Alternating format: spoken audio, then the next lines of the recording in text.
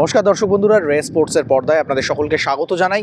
এই মুহূর্তে আমরা রয়েছি যুব ভারতী ক্রীড়াঙ্গনে এবং আপনারা সকলেই জানেন যে আগামীকাল ওড়িশা এফসির বিরুদ্ধে অত্যন্ত গুরুত্বপূর্ণ একটা ম্যাচ খেলতে নামবে ইস্টবেঙ্গল। এই মুহূর্তে ইস্টবেঙ্গল লিগ টেবিলের যে জায়গায় দাঁড়িয়ে রয়েছে সেক্ষেত্রে তাদের কাছে প্রতিটা ম্যাচই ফাইনালের মতো। তার উপর সবথেকে বড় সমস্যা লাল হলুদ শিবিরে এখন চোট সমস্যা, কারণ ইস্টবেঙ্গল দলের দুজন গুরুত্বপূর্ণ ফুটবলার দিমিত্রিয়াস দিয়ামান্তাকোস এবং সল ক্রেসপো দুজনেই কিন্তু মাঠে নামতে পারবেন না চোট সমস্যার জন্য। এটা আপনারা এতদিনে জেনেই গিয়েছেন। ফলে এই দুই গুরুত্বপূর্ণ ফুটবলারকে ছাড়াই কিন্তু ওড়িশা ম্যাচের জন্য পরিকল্পনা করতে হচ্ছে কোচ অস্কার ব্রুজোকে। আজকে অনুশীলনে যে ছবিটা দেখা গেল সেটা কিন্তু যথেষ্ট ইতিবাচক এবং সেখানে কিন্তু হাতে খাতা কলম নিয়ে অনুশীলন করালেন ইস্টবেঙ্গলের স্প্যানিশ হেড স্যার, কারণ তিনি জানেন যে তাকে হয়তো কালকের ম্যাচের জন্য বেশ কিছু পরিকল্পনায় বদল করতে হবে। পাশাপাশি প্রথম একাদশেও বদল আসবে, এটা খুব স্বাভাবিক, কারণ যেহেতু আক্রমণ ভাগে দিমিত্রিয়াস দিয়ামান্তাকোস থাকবেন না, তার জায়গায় হয়তো ক্লেটন সিলভাকে মাঠে নামাতে পারেন। পাশাপাশি রক্ষণ ভাগেও হেক্টর যেহেতু চোটের আওতায় রয়েছে, প্রভাত লাকড়া তাকে কিন্তু আজকে অনুশীলন করতে দেখা গেল না। ফলে ডিফেন্সেও যে পরিবর্তন আসতে চলেছে সেটা বোঝা যাচ্ছে। পাশাপাশি মাঝমাঠে যে ফুটবলার নিঃশব্দে দায়িত্ব নিয়ে ফুটবল খেলেন সল ক্রেসপো, তিনিও কিন্তু চোটের জন্য মাঠে নামতে পারবেন না। ফলে সেখানে কিন্তু জিকসান এবং সৌভিকের ওপর বাড়তি দায়িত্ব থাকবে। ফলে অনুশীলনের প্রথম দিকটা যেমন দেখা গেল ফিজিক্যাল ট্রেনিং, বল পায়, ছোট ছোট পাসের অনুশীলন, দলকে দুটি ভাগে ভাগ করে ম্যাচ প্র্যাকটিস করালেন, কিন্তু শেষ দিকে বেশিরভাগ সময়টাই কিন্তু দেখা গেল সিচুয়েশন প্র্যাকটিস করাতে। এবং সিচুয়েশন প্র্যাকটিসের সময় দেখা গেল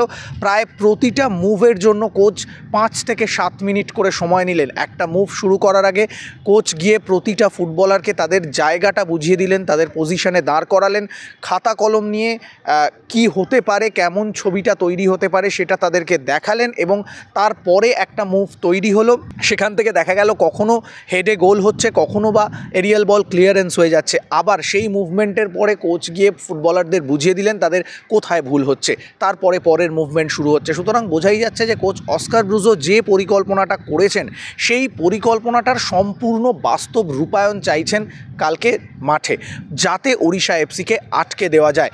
প্রত্যেকটা ফুটবলারের কাছে গেলেন, তাদেরকে আলাদা করে বুঝিয়ে দিলেন, তাদের দায়িত্ব বুঝিয়ে দিলেন।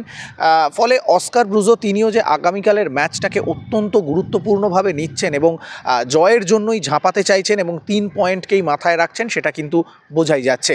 যেহেতু চোটের আওতায় রয়েছেন ইস্টবেঙ্গল রক্ষণের গুরুত্বপূর্ণ ফুটবলার হেক্টর ইউস্তে, তিনি মাঠে নামতে পারলে কালকের ম্যাচটার আগে অস্কার ব্রুজোর হয়তো অনেকটাই চিন্তা কমতে পারতো। সেক্ষেত্রে হয়তো রক্ষণের গভীরতা বাড়তো, যেহেতু ওড়িশা এফসির আক্রমণ ভাগ অত্যন্ত শক্তিশালী।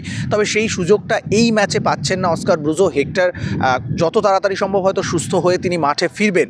তো সেক্ষেত্রে আজকে অনুশীলনের মাঝেই দেখা গেল হেক্টর ইউস্তের সঙ্গে ফিজিক্যাল ট্রেনার কিন্তু দীর্ঘক্ষণ কথা বললেন, তার চোট ঠিক কোন জায়গায় রয়েছে, তিনি কতটা সুস্থ সেই ব্যাপারে হয়তো জেনে নিচ্ছেন। এবং ইস্টবেঙ্গল টিম ম্যানেজমেন্ট হয়তো চাইছে যে যত দ্রুত সম্ভব হেক্টরকে সুস্থ করে তুলতে পারলে সেক্ষেত্রে কিন্তু রক্ষণের গভীরতা আরও বাড়বে।